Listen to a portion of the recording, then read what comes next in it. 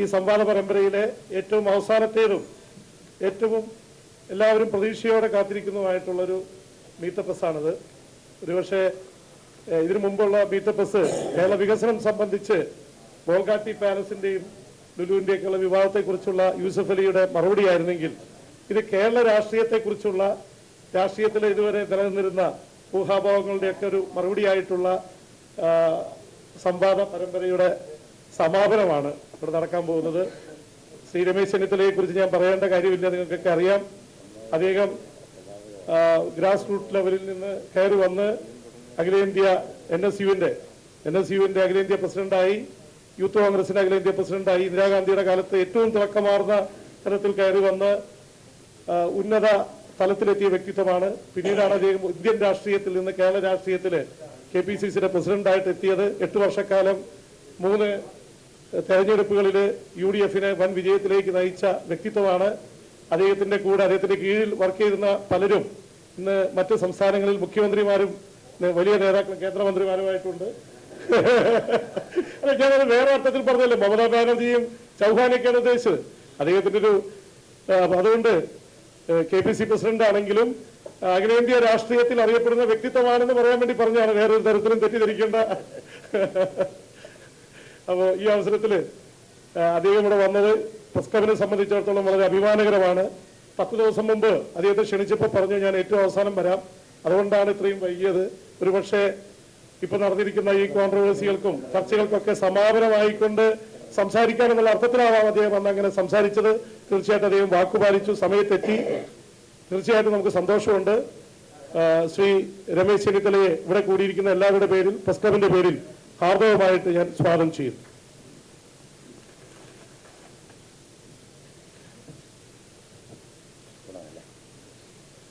പ്രിയപ്പെട്ട പ്രസ് ക്ലബിന്റെ പുതിയ പ്രസിഡന്റ്,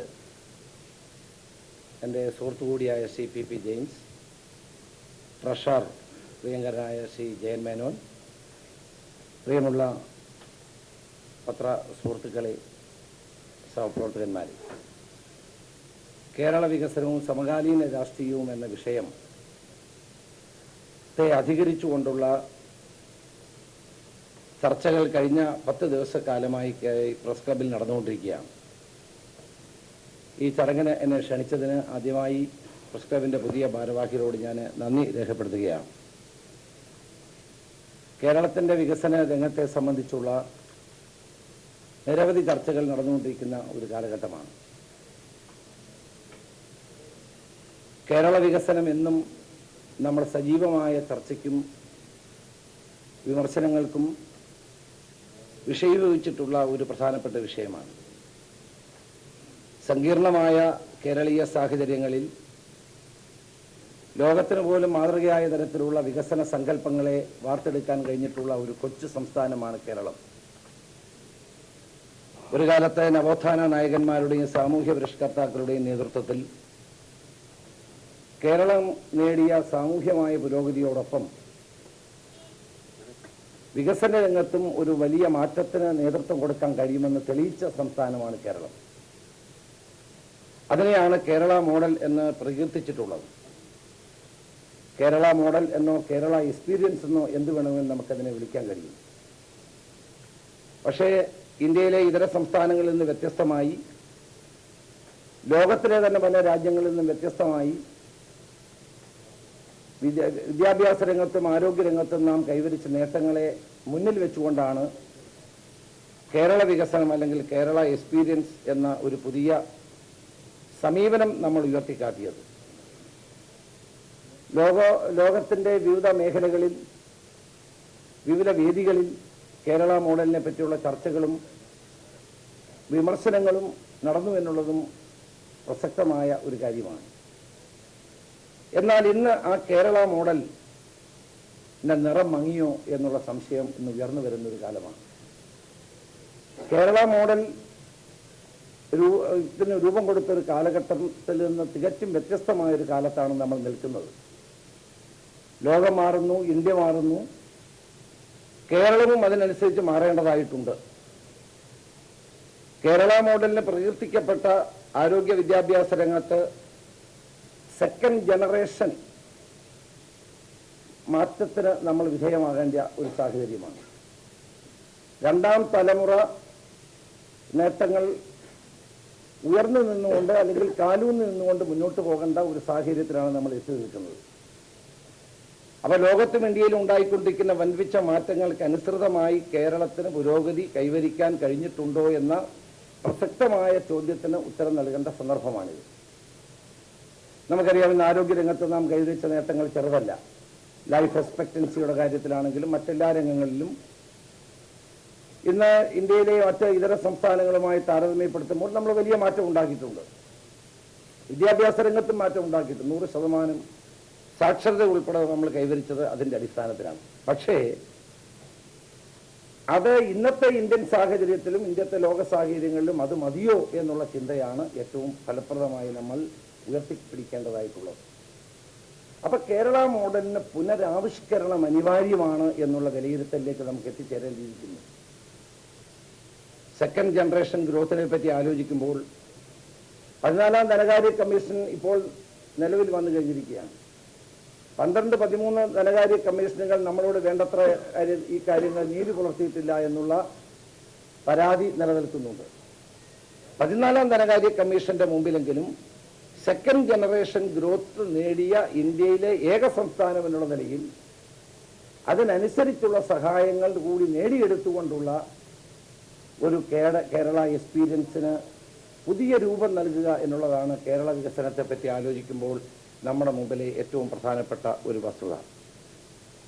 ഇവിടെ 2-3 ഘടകങ്ങൾ ഞാൻ എടുത്തു പറയാം. ഒന്ന് മാനവ വിഭവശേഷിയുടെ കാര്യമാണ്. മാനവ വിഭവശേഷിയുടെ കാര്യത്തിൽ കേരളം എവിടെ നിൽക്കുന്നു?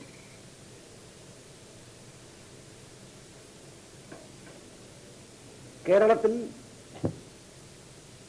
ഇന്ന് തൊഴിൽ ചെയ്യാൻ ആളില്ലാത്ത അവസ്ഥ.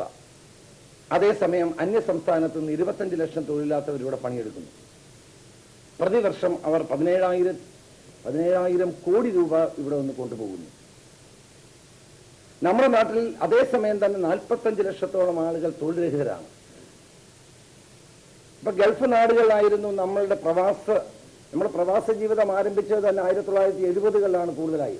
60-കളിലൊക്കെ യൂറോപ്പിലും അമേരിക്കയിലും ഒക്കെ പ്രവാസ ജീവിതം ഉണ്ടായെങ്കിലും സിംഗപ്പൂർ, കൊളംബോ തുടങ്ങിയ രാജ്യങ്ങളിലേക്ക് ഉണ്ടായെങ്കിലും പിന്നീട് സജീവമായത് ഗൾഫ് നാടുകളിൽ എണ്ണ കണ്ടെത്തിയതോടെയാണ്. പക്ഷെ ഇന്ന് അവിടെ ജാസ്മിൻ റെവല്യൂഷൻ, നിതാഖാത്ത്, സ്വദേശീവൽക്കരണം തുടങ്ങിയിട്ടുള്ള പ്രതിഭാസങ്ങൾ അവിടുത്തെ ജോലി സാധ്യതകളെ കുറയ്ക്കുകയാണ്. അമേരിക്കയിൽ നിന്ന് കിട്ടുന്ന ഔട്ട്സോഴ്സിങ്ങിലൂടെ ലഭിച്ചുകൊണ്ടിരിക്കുന്ന തൊഴിലവസരങ്ങൾ കേരളത്തിൽ കുറയുന്നു. അപ്പൊ ഈ ഒരു പ്രത്യേകമായ വളരെ സങ്കീർണമായ ഒരു പ്രശ്നം നിലനിൽക്കുന്ന സംസ്ഥാനമായി കേരളം മാറുകയാണ്. 25 ലക്ഷം അന്യസംസ്ഥാന തൊഴിലാളികൾ, 45 ലക്ഷം തൊഴിലില്ലാത്ത ചെറുപ്പക്കാർ, ഗൾഫ് നാടുകളിൽ നിന്ന് മടങ്ങി വരുന്ന ആളുകൾ, ഔട്ട്സോഴ്സിംഗ് നിർത്തലാക്കുന്ന പോലെ കൊണ്ട് IT കമ്പനികൾക്കുണ്ടാകുന്ന തൊഴിൽപരമായ പ്രശ്നങ്ങൾ, ഇതെല്ലാം കൂടി കാണുമ്പോൾ എനിക്ക് മുന്നോട്ട് വെക്കാനുള്ളത് മാനവ വിഭവശേഷിയുടെ കാര്യത്തിൽ കേരളം ഒരു പുതിയ സമീപനം സ്വീകരിക്കണം, ഒരു പുനർക്രമീകരണത്തിന് അടിയന്തരമായ ശ്രദ്ധ കാട്ടണം എന്നുള്ളതാണ്. രണ്ടാമത്തെ ഏറ്റവും പ്രധാനപ്പെട്ട പ്രശ്നം ഭൂമിയുമായി ബന്ധപ്പെട്ടതാണ്. കേരളത്തിൽ നിന്ന് ഏറ്റവും വലിയ പ്രശ്നം ഭൂമിയാണ്. വൻകിട വ്യവസായങ്ങൾ അസാധ്യമാണ് ഇവിടെ. കാരണം ഭൂമി നമുക്കില്ല എന്നുള്ളതാണ് സത്യം. അപ്പോൾ വൻകിട വ്യവസായങ്ങളെക്കാൾ കേരളം ഒരു സോഫ്റ്റ് സ്റ്റേറ്റാണ്. കേരളത്തിന് നമുക്ക് സേവന മേഖലയിലാണ് വൻപിച്ച മാറ്റം ഉണ്ടാക്കാൻ സാധിക്കുന്നത്. ഇപ്പം കേരളത്തിൻ്റെ 9.5 എന്ന വളർച്ചാ നിരക്ക് ഉണ്ടാക്കാൻ കഴിഞ്ഞതിൻ്റെ 90% സേവന മേഖലയിലൂടെ മാത്രമാണ്. കാർഷിക മേഖലയിലും വ്യവസായ മേഖലയിലും നാം ഉദ്ദേശിച്ച മാറ്റം ഉണ്ടാക്കാൻ നമുക്ക് കഴിഞ്ഞിട്ടില്ല. കാർഷിക മേഖലയിൽ തുടർച്ചയായി നെഗറ്റീവ് ഗ്രോത്താണ്. വ്യാവസായിക മേഖലയിലും വേണ്ടത്ര പുരോഗതി നമുക്ക് ഉണ്ടാക്കാൻ കഴിയുന്നില്ല.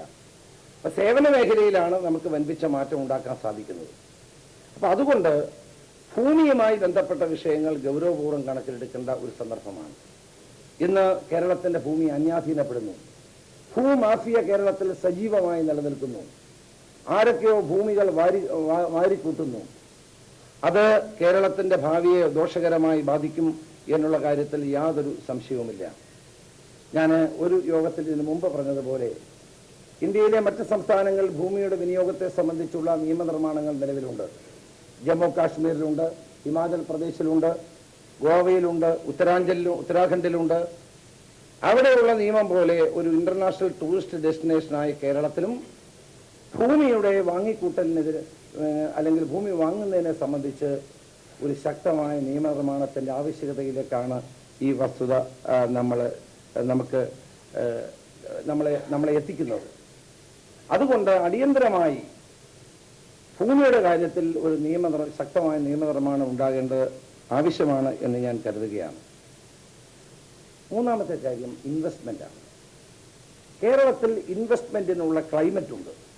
പഴയ കാലമല്ല. തൊഴിലാളി സമരങ്ങളിലൂടെ ഇന്ന് മുതൽ മുടക്കാൻ വരുന്ന ആളുകൾ നിരാശരാകേണ്ട അവസ്ഥയൊന്നുമില്ല. ഇവിടെ ഇൻവെസ്റ്റ്മെന്റ് വരണമെങ്കിൽ ഗവൺമെന്റിന്റെ ഭാഗത്ത് ഇൻവെസ്റ്റ്മെന്റ് വരുത്താൻ കഴിയുന്നില്ല. കാരണം ഗവൺമെന്റിന്റെ കയ്യിൽ പണമില്ല. 1 ലക്ഷം കോടിയാണ് കേരളത്തിന്റെ പൊതുക്കടം. ആ സാഹചര്യത്തിൽ കേരളത്തിലെ ഗവൺമെന്റിന് പണം മുടക്കാൻ ഇല്ല. പിന്നെന്താണ് മാർഗം? ഒരു public investment, private investment, private public participation. ഇത് 3 മാർഗങ്ങളെ നമ്മുടെ മുമ്പിൽ കരണീയമായിട്ടുണ്ട്. പക്ഷെ ഇതിൽ ആദ്യത്തേതിന്റെ പ്രൈവറ്റ് ഇൻവെസ്റ്റ്മെന്റ്, പബ്ലിക് ഇൻവെസ്റ്റ്മെന്റിന്റെ സാധ്യതകൾ കുറഞ്ഞു വരുന്നു. രണ്ടാമത്തേതും മൂന്നാമത്തേതുമാണ് പബ്ലിക് പ്രൈവറ്റ് പാർട്ടിസിപ്പേഷനും പ്രൈവറ്റ് ഇൻവെസ്റ്റ്മെന്റുമാണ് കേരളത്തിൽ ഇനിയും കൂടുതൽ ഉണ്ടാകേണ്ടത്. വിദേശ മൂലധന നിക്ഷേപവും നമുക്ക് സ്വാഗതാർഹമാണ്. പക്ഷേ ഇതെല്ലാം സുതാര്യമായ നിലയിൽ നടപ്പാക്കാനുള്ള നടപടിയാണ് ഉണ്ടാകേണ്ടതായിട്ടുള്ളത്. ട്രാൻസ്പെറൻസി പൂർണ്ണമായി ഉറപ്പുവരുത്തിക്കൊണ്ട് മുതൽ മുടക്കാൻ വരുന്ന ആളുകൾക്ക് അതിനുള്ള സൗകര്യം ചെയ്തു കൊടുക്കുക എന്നുള്ളതാണ് ഇന്ന് ഏറ്റവും കരണീയമായിട്ടുള്ളത്. എന്തിനു വേണ്ടിയാണ് ഇവർ മുതൽ മുടക്കാൻ വരുന്നത്? അവർക്ക് തീർച്ചയായിട്ടും പ്രോഫിറ്റ് മോട്ടീവ് ഉണ്ട്. അതോടൊപ്പം തന്നെ responsibility towards the poor people. സാധാരണക്കാരും പാവപ്പെട്ടവരുമായ ജനങ്ങളോട് അവർക്ക് ഒരു ചുമതലാബോധമുണ്ട്, ഉത്തരവാദിത്വ ബോധമുണ്ട്. അതിനെയാണ് കോർപ്പറേറ്റ് റെസ്പോൺസിബിലിറ്റി എന്ന് നമുക്ക് പറയാൻ കഴിയുന്നത്. മൾട്ടിനാഷണൽ കമ്പനികളാണെങ്കിലും കോർപ്പറേറ്റുകളാണെങ്കിലും വൻകിടക്കാരാണെങ്കിലും ആര് മുതൽ മുടക്കാൻ വന്നാലും ആ മുതൽ മുടക്കുന്ന അവർക്ക് അതിലൂടെ ലഭിക്കുന്ന ലാഭത്തിൻ്റെ ഒരംശം സാധാരണക്കാർക്ക് വേണ്ടിയും പിന്നോക്ക പ്രദേശങ്ങളുടെ വികസനത്തിന് വേണ്ടിയും ചെലവഴിക്കുക എന്നുള്ളത് ലോകം മുഴുവൻ അംഗീകരിക്കപ്പെട്ടിട്ടുള്ള ഒരു വിഷയം തന്നെയാണ്. അപ്പം അതുകൊണ്ട് നമ്മൾ വൻകിട പദ്ധതികൾ ആവിഷ്കരിക്കുമ്പോൾ ആ പദ്ധതികളുടെ പ്രയോജനങ്ങൾ പാവപ്പെട്ട ജനസമൂഹങ്ങൾ കൂടി വരേണ്ട ഒരു സാഹചര്യമാണ്. എങ്കിൽ മാത്രമേ സസ്റ്റൈനബിൾ ആയിട്ടുള്ള ഒരു ഡെവലപ്മെൻറ്റ് നമുക്ക് സാധ്യമാവുകയുള്ളൂ. നമുക്ക് ഏറ്റവും മറ്റൊരു പ്രധാനപ്പെട്ട പ്രശ്നം ഗൾഫ് മേഖലയാണ്. ഗൾഫ് മേഖലയിൽ നിന്ന് നേരത്തെ ഞാൻ സൂചിപ്പിച്ചതുപോലെ ഉണ്ടാകുന്ന പ്രശ്നങ്ങൾക്ക് പരിഹാരമുണ്ടാകണം. 100 കോടി രൂപയെങ്കിലും കേന്ദ്ര ഗവൺമെൻറ് വിദേശത്ത് നിന്ന് മടങ്ങി തൊഴിൽ നഷ്ടപ്പെട്ട് വരുന്ന ആളുകളുടെ പുനരധിവാസത്തിന് വേണ്ടി അനുവദിക്കണം എന്നുള്ളതാണ് എനിക്ക് ആവശ്യപ്പെടാനുള്ളത്. ഇത് സംബന്ധിച്ച് കേന്ദ്ര ഗവൺമെൻറ്റിന് കേരള യാത്രയ്ക്ക് ശേഷം നൽകുന്ന നിവേദനത്തിൽ ഏറ്റവും പ്രധാനപ്പെട്ട ഒരു കാര്യമായി ഞങ്ങൾ ഉന്നയിക്കാൻ തീരുമാനിച്ചിട്ടുണ്ട്. നമ്മുടെ കേരള സംസ്ഥാനത്തെയും മറ്റ് സംസ്ഥാനങ്ങളെയും തമ്മിലൊരു ചെറിയ താരതമ്യ പഠനം IT-യുടെ കാര്യത്തിൽ മാത്രം നടത്താൻ ആഗ്രഹിക്കുകയാണ്. IT രംഗത്ത് ആദ്യമായി ഒരു കുതിപ്പ് ഉണ്ടാക്കിയ സംസ്ഥാനം കേരളമാണ്. പക്ഷേ ഇന്ന് മറ്റ് സംസ്ഥാനങ്ങൾ ബാംഗ്ലൂരാണെങ്കിലും ഹൈദരാബാദ് ആണെങ്കിലും ചെന്നൈ ആണെങ്കിലും IT ഹബ്ബുകളായി മാറുന്നു. കേരളത്തിന് വേണ്ടത്ര പുരോഗതി ഈ കാര്യത്തിൽ ഉണ്ടാക്കാൻ കഴിഞ്ഞിട്ടില്ല എന്നുള്ളത് ഗൗരവപൂർവ്വം നമ്മൾ കണക്കാക്കേണ്ട ഒരു കാര്യം തന്നെയാണ്. അപ്പോൾ മുതൽ മുടക്കാൻ വരുന്ന ആളുകൾ ആരാണെങ്കിലും അവരെ വിവാദങ്ങളിലേക്ക് വലിച്ചിഴച്ച് പ്രശ്നങ്ങൾ ഉണ്ടാക്കുന്ന സമീപനം അവസാനിപ്പിക്കണം. നമുക്കറിയാം, ഈ പത്രസമ്മേളനം ഇവിടെ വെച്ച് തന്നെയാണ് ശ്രീ യൂസഫ് അലി തൻ്റെ വിവാദമുണ്ടായ ഗോൾഗാട്ടി പദ്ധതി വീണ്ടും നടത്താൻ തീരുമാനമെടുത്തത്. ശ്രീ യൂസഫ് അലി കേരളത്തിൻ്റെ ഒരു അനൗദ്യോഗിക അംബാസഡറാണ്.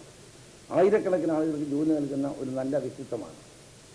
അദ്ദേഹത്തെ പോലെ ആൾ കേരളത്തിൽ മുതൽ മുടക്കാൻ വരുമ്പോൾ അതിനെ നിരുത്സാഹപ്പെടുത്തുന്ന സമീപനം സ്വീകരിക്കുന്നത് ഒരു കാരണവശാലും നമുക്ക് അംഗീകരിക്കാൻ കഴിയുന്ന ഒരു കാര്യമാണ്. അത് യൂസഫലിയുടെ മാത്രം കാര്യമല്ല, അതൊരു ഉദാഹരണമാണ്. ഒരു മലയാളിയായ വ്യവസായി കേരളത്തിൽ മുതൽ മുടക്കാൻ വേണ്ടി വരുമ്പോൾ കേരളീയരായ ആളുകളും കേരളത്തിലെ വിവിധ രാഷ്ട്രീയ പാർട്ടികളും അതിന് തെറ്റായ സമീപനം സ്വീകരിക്കുമ്പോൾ അത് ഭാവിയിൽ ഇവിടെ മുതൽ മുടക്കാൻ വരുന്ന ആളുകൾക്ക് ഒരാശങ്ക ഉണ്ടാക്കാൻ അത് സഹായകമാകും എന്നുള്ളത് നമ്മൾ കാണേണ്ട കാര്യമാണ്. ഏതായാലും ഈ കാര്യത്തിൽ CPM സംസ്ഥാന സെക്രട്ടറി ഉൾപ്പെടെയുള്ള ആളുകൾ അവരുടെ നിലപാട് വ്യക്തമാക്കിയതോടെ പ്രശ്നങ്ങൾ അവസാനിച്ചിരിക്കുകയാണ്. എനിക്ക് പറയാനുള്ളത്, കേരളത്തിൽ മൂലധന നിക്ഷേപത്തിന് വേണ്ടി വരുന്ന ആളുകളെ പ്രോത്സാഹിപ്പിക്കാൻ വേണ്ടിയിട്ടുള്ള ഒരു ദീർഘകാല അടിസ്ഥാനത്തിലുള്ള വികസന സമവായം ഉണ്ടാക്കിയെടുക്കാൻ നമുക്ക് മുന്നോട്ട് വരണം.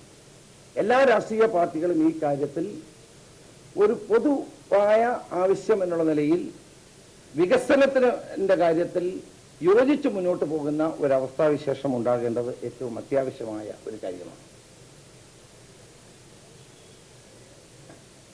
മറ്റൊരു കേരള വികസനത്തിന് തടസ്സമായി നിൽക്കുന്ന ഒരു പ്രധാനപ്പെട്ട കാരണം എൻ്റെ ചിന്തയിലൂടെ വന്നത്, കാരണം നമ്മൾ സസ്റ്റൈനബിൾ ഡെവലപ്മെന്റിനെ പറ്റി പറയുമ്പോൾ പദ്ധതികൾ ആവിഷ്കരിക്കുമ്പോൾ ഉണ്ടാകുന്ന ഇനോർഡിനേറ്റ് ഡിലേ, അനിയന്ത്രിതമായ കാലതാമസം. 100 കോടി രൂപയുടെ ഒരു പദ്ധതി നമ്മൾ ആരംഭിക്കുന്നെങ്കിൽ അത് 500 കോടി ആയാലും അത് പൂർത്തിയാകുന്നില്ല. പൂർത്തിയാകാൻ 100 കോടി രൂപയ്ക്ക് വേണ്ടി 100 കോടി രൂപ വെച്ചുകൊണ്ട് ആരംഭിക്കുന്ന ഒരു പദ്ധതി പല കാരണങ്ങൾ കൊണ്ടും കാലതാമസം ഉണ്ടായി 500 കോടി ആയാലും ആ പദ്ധതി പൂർത്തിയാകാത്ത സാഹചര്യം ഇന്ന് കേരളത്തിൽ നിലനിൽക്കുന്നു. അത് മാറേണ്ടിയിരിക്കുന്നു. പദ്ധതികളോടുള്ള ജനങ്ങളുടെ എതിർപ്പ് വർദ്ധിക്കുന്നു. സീപ്ലെയിൻ ഉദാഹരണം, സീപ്ലെയിൻ കൊണ്ടുവന്നു, പക്ഷേ ആ സീപ്ലെയിനെതിരായ വിവാദങ്ങൾ, ഓരോ പദ്ധതികൾ കൊണ്ടുവരുമ്പോഴുണ്ടാകുന്ന വിവാദങ്ങൾ, അതിന് നമുക്ക് ചെയ്യാൻ കഴിയുന്ന എന്താണ്? ഈ പദ്ധതിയെ സംബന്ധിച്ചുള്ള ഒരു റിപ്പോർട്ടിംഗ് ജനങ്ങളുടെ മുമ്പിൽ വെക്കേണ്ടത് ഏറ്റവും അനിവാര്യമാണ്. അതിനെ ഞാൻ സസ്റ്റൈനബിൾ റിപ്പോർട്ടിംഗ് എന്ന് വിളിക്കാൻ ആഗ്രഹിക്കുന്നു. നമ്മുടെ വികസനം ഉണ്ടാകുമ്പോൾ ആ വികസനത്തെ സംബന്ധിച്ചും പദ്ധതികൾ ഉണ്ടാകുമ്പോൾ പദ്ധതികളെ സംബന്ധിച്ചും ജനങ്ങളെ ബോധ്യപ്പെടുത്താൻ കഴിയാതെ വരുമ്പോഴാണ് ഇത്തരം പ്രശ്നങ്ങൾ കൂടുതലായി ഉണ്ടാകുന്നത്. അപ്പോൾ അതുകൊണ്ട് ഈ പദ്ധതി എന്തിനു വേണ്ടിയാണ്, എത്ര രൂപ ചെലവാകും, ഇതുകൊണ്ട് എന്താണ് നമ്മുടെ ലക്ഷ്യം, ഇതുകൊണ്ട് എന്ത് പ്രയോജനം ജനങ്ങൾക്കുണ്ടാകും എന്നുള്ള ഒരു സസ്റ്റൈനബിൾ റിപ്പോർട്ടിംഗ് നമ്മൾ ജനങ്ങൾക്ക് നൽകാൻ കഴിഞ്ഞാൽ തീർച്ചയായിട്ടും ഈ വികസന പദ്ധതികൾക്ക് വേഗത വർദ്ധിപ്പിക്കാൻ നമുക്ക് സാധിക്കും. 3 പ്രധാനപ്പെട്ട കാര്യങ്ങൾ കേരള വികസനവുമായി ബന്ധപ്പെട്ട് എനിക്ക് പറയാനുണ്ട്. ഒന്ന്, കോസ്റ്റ് എഫക്റ്റീവായി പദ്ധതികൾ നടപ്പാക്കാൻ നമുക്ക് സാധിക്കണം. 2, എഫിഷ്യൻ്റ് ആയിട്ടുള്ള കാര്യക്ഷമതയുള്ള പ്രോജക്റ്റുകൾ നമുക്ക് ഏറ്റെടുക്കാൻ സാധിക്കണം. ജനനന്മയ്ക്ക് വേണ്ടിയിട്ടുള്ള കാര്യക്ഷമമായ പ്രോജക്റ്റുകളായിരിക്കണം മുൻഗണന നൽകേണ്ടത്. 3, optimum utilization of the resources. കേരളത്തിന് പ്രകൃതി വിഭവങ്ങൾ കുറയുന്ന ഒരു സംസ്ഥാനമാണ്. ആ പ്രകൃതി വിഭവങ്ങൾ കുറവുള്ള ഒരു സംസ്ഥാനത്ത് ആ റിസോഴ്സസിനെ പരമാവധി ഉപയോഗിക്കാൻ നമുക്ക് സാധിക്കണം എന്നുള്ളതാണ് 3ാമത്തെ പ്രധാനപ്പെട്ട കാര്യം. നമുക്കറിയാം, ഇന്ന് പാരിസ്ഥിതിക പ്രശ്നങ്ങൾ സജീവമായ ഒരു സംസ്ഥാനമാണ് കേരളം. അപ്പം എക്കോ ഫ്രണ്ട്ലി ആയ പരിസ്ഥിതി സൗഹൃദമായ പദ്ധതികൾ നടപ്പാക്കുന്ന കാര്യത്തിലായിരിക്കണം കൂടുതൽ ശ്രദ്ധ നമുക്ക് കാണിക്കേണ്ടതായിട്ടുള്ളത്. ഇവിടെ സസ്റ്റൈനബിൾ റിപ്പോർട്ടിങ്ങിനോടൊപ്പം തന്നെ സോഷ്യൽ ഓഡിറ്റും ഒരു പ്രധാനപ്പെട്ട ഘടകമാണ്. പദ്ധതികളുടെ ആവിഷ്കരണത്തിലും അത് സ്വകാര്യ പദ്ധതികളാണെങ്കിലും അത് ഗവൺമെൻറ് പദ്ധതികളാണെങ്കിലും അതിനെ എല്ലാം സംബന്ധിച്ചുള്ള ഒരു സോഷ്യൽ ഓഡിറ്റ് ഇന്നത്തെ കാലഘട്ടത്തിൽ കൂടുതൽ ട്രാൻസ്പെറൻസി ഉറപ്പുവരുത്താൻ ആവശ്യമാണ് എന്ന് ഞാൻ വിശ്വസിക്കുകയാണ്. നമുക്കറിയാം, ഇന്ന് കേരളം നേരിടുന്ന സങ്കീർണങ്ങളായ നിരവധി പ്രശ്നങ്ങളുണ്ട്. തൊഴിലില്ലായ്മ, അതോടൊപ്പം തന്നെ കാർഷിക രംഗത്തെ തിരിച്ചടി, വ്യാവസായിക മാന്ദ്യം തുടങ്ങിയിട്ടുള്ള ഭാവിയിൽ നമ്മൾ നേരിടാൻ പോകുന്ന നിരവധി പ്രശ്നങ്ങൾക്ക് പരിഹാരമുണ്ടാകണമെങ്കിൽ സസ്റ്റൈനബിൾ ഡെവലപ്മെൻറ്റിൻ്റെ സംബന്ധിച്ചുള്ള പുതിയ കാഴ്ചപ്പാടുകൾ ഉണ്ടായി അത് പ്രാവർത്തികമാക്കിയെങ്കിൽ മാത്രമേ മതിയാവൂ. മറ്റൊരു പ്രധാനപ്പെട്ട കാര്യം സമ്പത്തിൻ്റെ നീതിപൂർവമായ വിതരണമാണ്.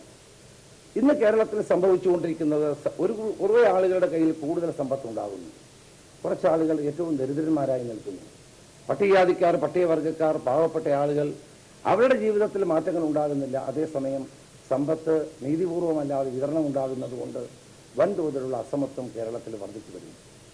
അത് വിവിധ സമൂഹങ്ങളിൽ അത്തരത്തിലുള്ള ആശങ്കയും അഭിപ്രായ വ്യത്യാസങ്ങളും പരസ്പരമുള്ള തമ്മിലുള്ള സംഘർഷങ്ങളും വർദ്ധിച്ചു വരുന്നു എന്നുള്ളത് ഗൗരവത്തോടുകൂടി നമ്മൾ കാണേണ്ട കാര്യമാണ്. കൂടുതൽ വിഭവങ്ങൾ നമുക്കുണ്ടാകണം. നമുക്കറിയാം, കേരളം ഒരു ടാക്സേഷൻ്റെ കാര്യത്തിൽ പോലും ഒരു സാച്ചുറേഷനിലെത്തി നിൽക്കുന്ന സംസ്ഥാനമാണ്. അതുകൊണ്ട് കൂടുതൽ ആളുകളെ ടാക്സ് ചെയ്യാൻ നമുക്ക് നിവൃത്തിയില്ലാത്ത അവസ്ഥയുണ്ട്.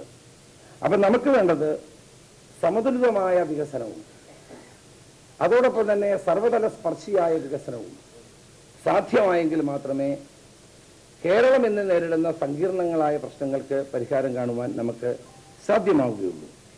അതുപോലെ തന്നെയാണ് ഭരണം സുതാര്യമാകണം.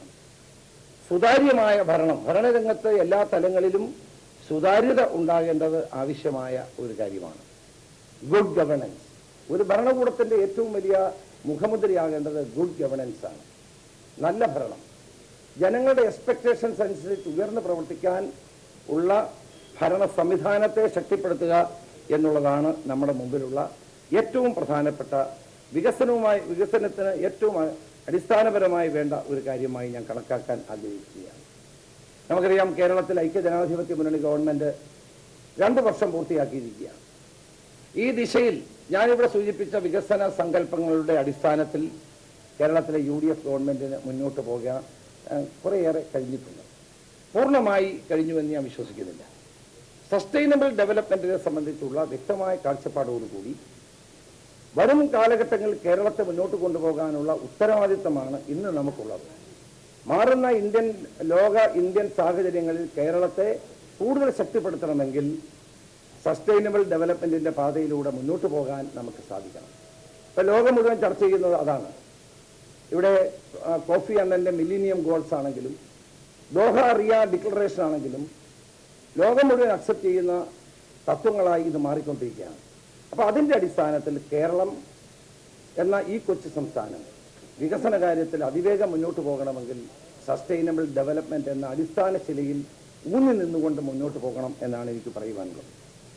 നമുക്കറിയാം, ഇവിടെ രാഷ്ട്രീയമായി നോക്കിക്കഴിഞ്ഞാൽ LDF ഗവൺമെന്റിന്റെ 5 വർഷക്കാലത്തെ ഭരണവും UDF ഗവൺമെന്റ് 2 വർഷത്തെ ഭരണവും തമ്മിൽ താരതമ്യപ്പെടുത്തിയാൽ വളരെ ഏറെ കാര്യങ്ങൾ ചെയ്യാൻ UDF ഗവൺമെന്റിന് സാധിച്ചിട്ടുണ്ട്. വൻതോതിലുള്ള വികസന പരിപാടികൾക്ക് തുടക്കം കുറിക്കാനും മുന്നോട്ട് കൊണ്ടുപോകാനും കഴിഞ്ഞിട്ടുണ്ട്. പക്ഷേ LDFന്റെ ഭാഗത്തു നിന്ന് നല്ല പ്രവർത്തനങ്ങൾക്ക് ക്രിയാത്മകമായ പിന്തുണ ഉണ്ടാകുന്നില്ല എന്നുള്ളത് വളരെ ഗൗരവതരമായ ഒരു പ്രശ്നം തന്നെയാണ്.